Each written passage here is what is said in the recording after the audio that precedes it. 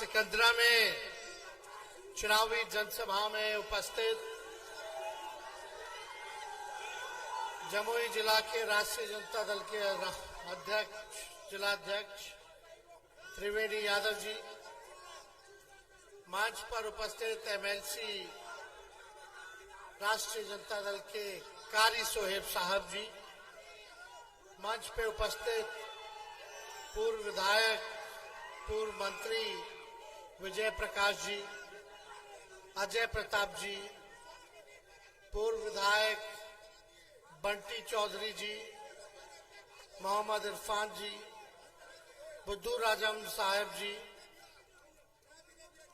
बबलू यादव जी, रामविलास यादव जी, शिव कुमार यादव जी, मुकेश जी और राष्ट्रीय Janata Dal Congress party left party VIP party के सभी हमारे कार्यकर्तागण, नेतागण, पदाधिकारीगण और सिकंदरा की महान जनता, हमारे बुजुर्ग अभिभावक को यहीं से पैर छू करके प्रणाम करते हैं, माताएं बहनों को प्रणाम करते हैं और सभी नौजवान युवा को यहीं से गले लगाते हैं।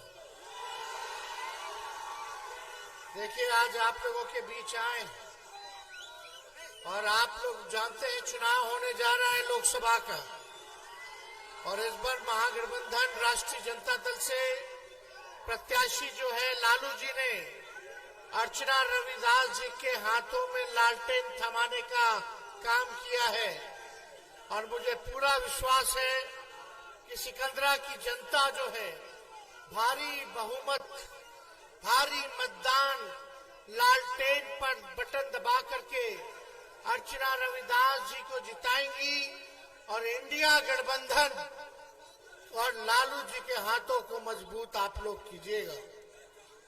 हम लोग मोदी जी का बात करने नहीं आए, हम लोग मुद्दे की बात करना है। हम लोग विपक्ष में हैं और विपक्ष का दायित्व बनता है कि हम सवाल उठाएं, अपनी बात को रखें और प्रधानमंत्री से सवाल करें। जितना विपक्ष का ही अधिकार है उतना आम जनता का भी अधिकार है कि वो अपने प्रधानमंत्री से सवाल कर सके कि आपने 10 साल तक जो है क्या किया है। आप हिसाब दीजिए। हम लोगों ने जो है, भाई सुनो, नहीं सुनोगे तो ऐसे नहीं चलेगा। हो गया, सुन लो, समझ लो, पहले तुम्हारे हित के बारे में बात करने आए हैं आप लोग। हट जाओ, छोड़ दीजिए ना, हटिए आप लोग, जाइए, हटो, चलो बैठ जाइए ना, छोड़ दीजिए, बैठ जाइए, कोई नहीं उठे। विजय जी बैठिए ना, भाई आप बैठिए, आप भी तुरंत सुनिए। मुद्दा क्या होना चाहिए? सबसे बड़ा दुश्मन क्या है नौजवान भाइयों का, बताओ तो जरा। कितने लोग यहाँ बेरोजगार हैं, जरा हाथ उठा करके बताइए। और यहाँ कितने लोग किसान हैं, वो भी हाथ उठाइए। आप एक किसान वर्ग से हम सवाल पूछेंगे और एक नौजवान वर्ग से पूछेंगे। मोदी जी ने क्या कहा था जब पिछली बार आए थे? तो आप तो 5 साल बाद चुनाव में ना आए हैं, इससे पहले भी चुनाव में आए थे। आप लोग बताइए नौजवान भाई, मोदी जी ने कहा था कि नहीं कहा था कि 2 करोड़ सरकारी नौकरी जो है वो देंगे? बोला था कि नहीं बोला था? क्या आप जानना नहीं चाहते मोदी जी ने कितनी नौकरियां दी? अरे मोदी जी, जब तू आयल रहा तो आपने पिछले चुनाव में ही कहा था, भाइयों बहनों, मोदी आएगा तो 2 करोड़ नौजवानों को हर एक साल नौकरी देगा। किसान भाइयों को क्या बोला था मोदी जी ने कि 2022 तक सभी किसान भाइयों का जो है आय दुगुना कर देंगे। अभी हम हेलीकॉप्टर से घूम रहे हैं, इससे पहले हम सड़क से घूम के गए, देख रहे हैं अभी कटनी चल रहा है। लोग फसल काट दिए, लेकिन फसल का उचित दाम नहीं मिल रहा है। बताइए किसान भाई, आप जो दिन रात पसीना बहा के लू में भी काम करते हैं, आप अन्नदाता हो, पूरे देश का पेट आप लोग भरने का काम करते हैं, और यही मोदी जी ने कहा था कि उचित फसल का दाम देंगे, हर किसान भाइयों का 2022 तक आय को दुगुना करेंगे। एक काम हुआ? क्या बोलते थे मोदी जी, हमको काला धन लेके आएंगे, विदेश में पड़ा हुआ है, हर एक के खाता में 15-15 लाख रुपया देंगे। क्या हुआ? अरे मोदी जी जो है भाजपा पार्टी के हैं, और बीजेपी का मतलब ही है बड़का झूठा पार्टी। अब मोदी जी झूठ बोलने में माहिर आदमी है। थाली में गोबर रखेंगे, बोलेंगे खा लो हलवा है, अखवा फोड़ देंगे, फिर चश्मा दे देंगे, बोलेंगे देखो हमने चश्मा दे दिया है। यहाँ नौजवान सब कर रहा है, बोल रहा अग्निवीर। अग्निवीर योजना में हम लोग सब नौजवान सब तैयारी करता है, माँ बाप का मेहनत लगता है, पेट काट के बाल बच्चा का पढ़ाता है कि नौकरी हो जाए, नौकरी हो जाए। अग्निवीर योजना में 4 साल यानी 22-23 साल के होते होते आपको हटा देगा, केवल 4 साल रखेगा सेना में, बहाली में। और आप बताओ बेटा, आप लोग बताइए कि भाई जब कोई हमारा भाई सेना में बॉर्डर पे जाता है, हम लोगों की रक्षा खाते हुए शहीद होता है, तो ये अग्निवीर योजना में मोदी जी ने शहीद का दर्जा भी नहीं दिया है, शहीद का दर्जा भी नहीं दिया। पेंशन मिलता, पेंशनों नहीं मिलेगा। कैंटीन का व्यवस्था होता है हर आर्मी के जवानों को, उसकी भी व्यवस्था नहीं है।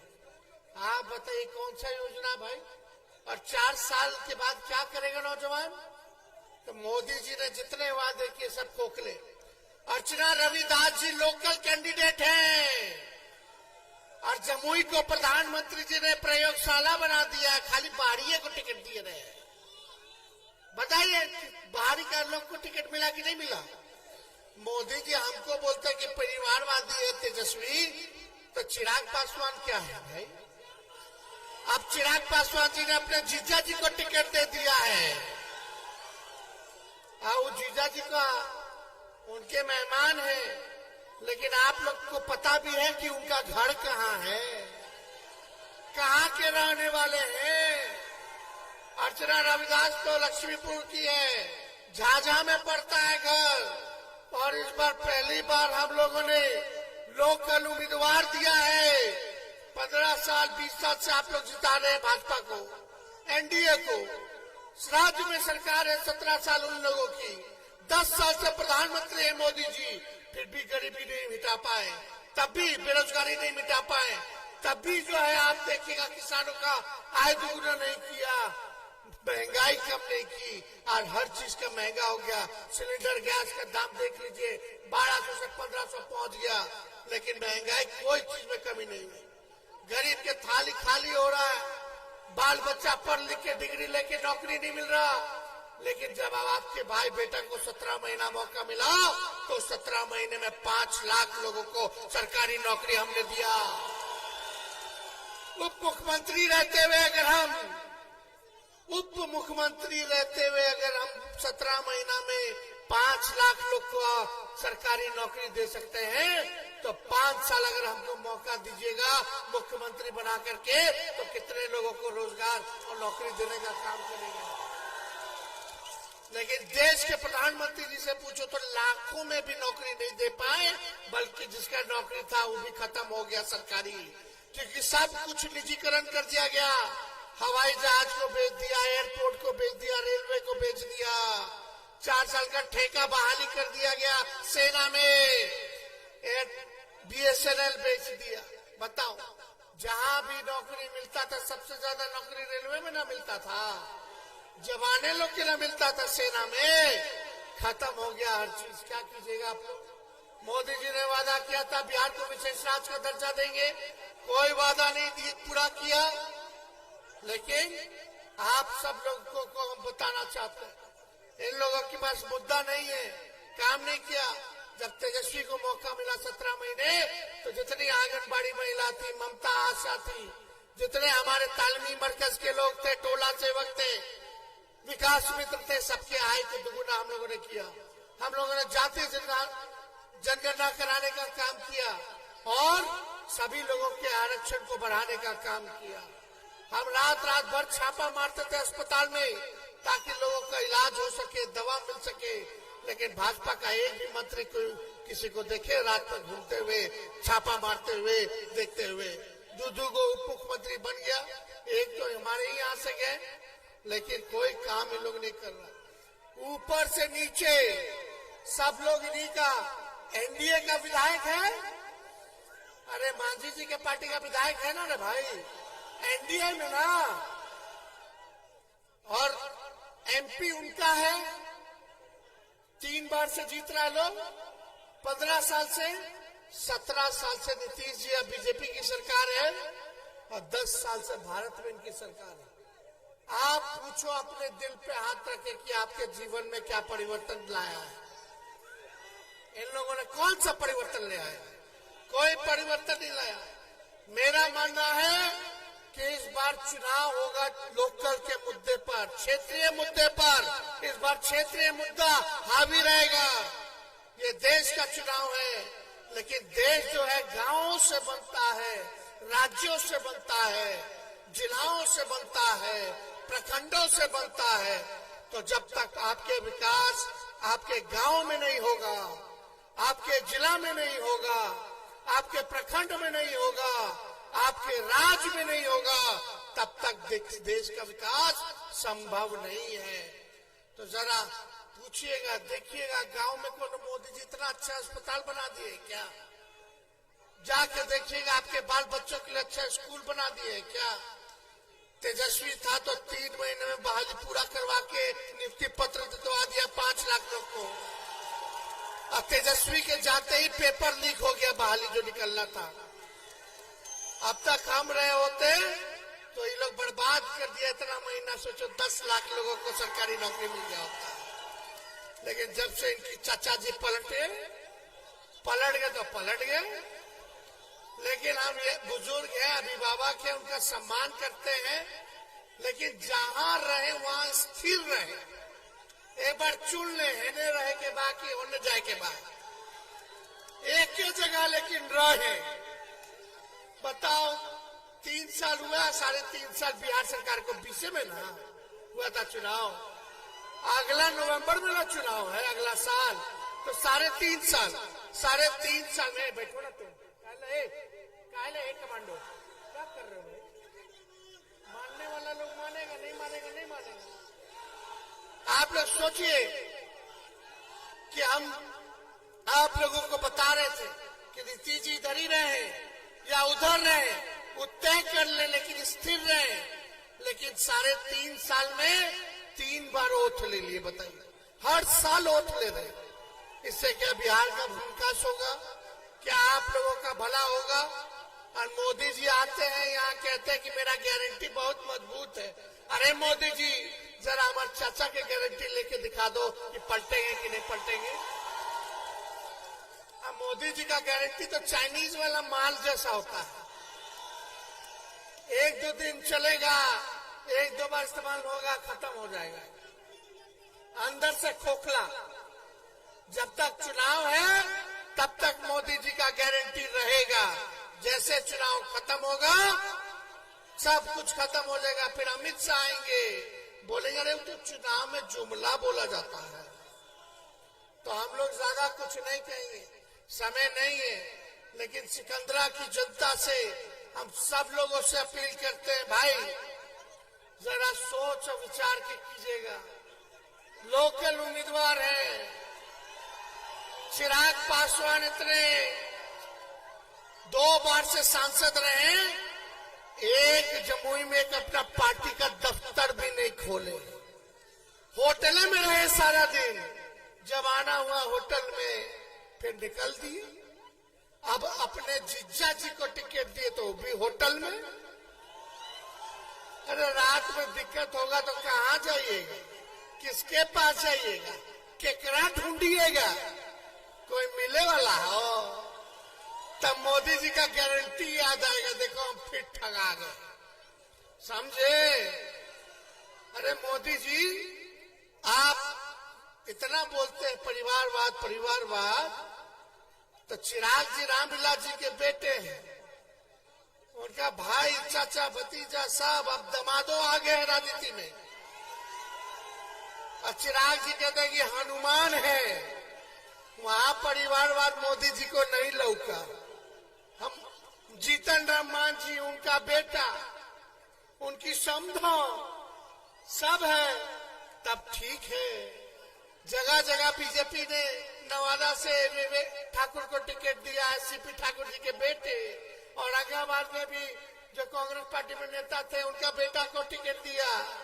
सब जगह परिवारवाद वाले को टिकट बांट रहे हैं और आ करके कहेंगे कि देखो परिवारवाद खत्म होना चाहिए।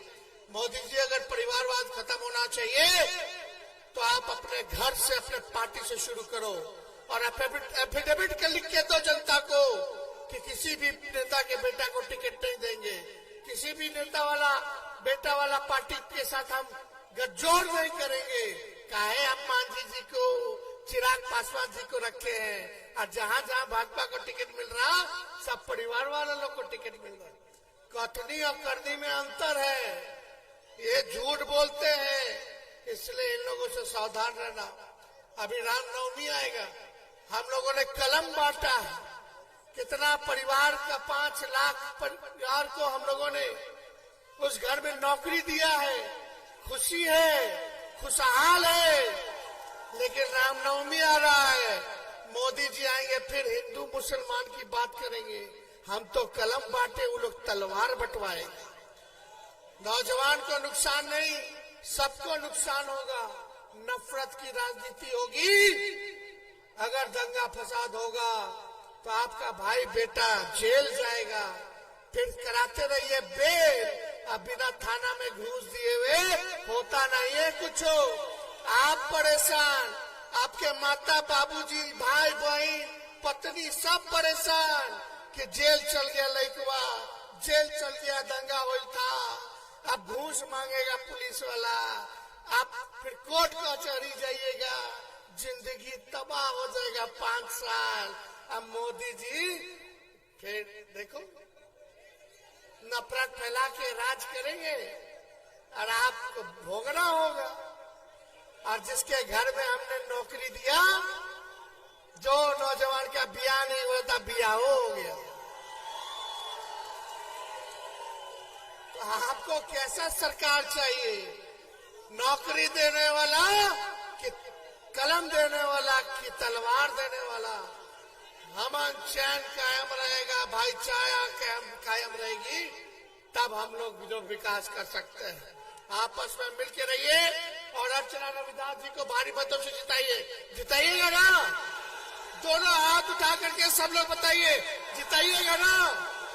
विजय का माला दे दे। बहुत बहुत धन्यवाद। जय हिंद, जय बिहार।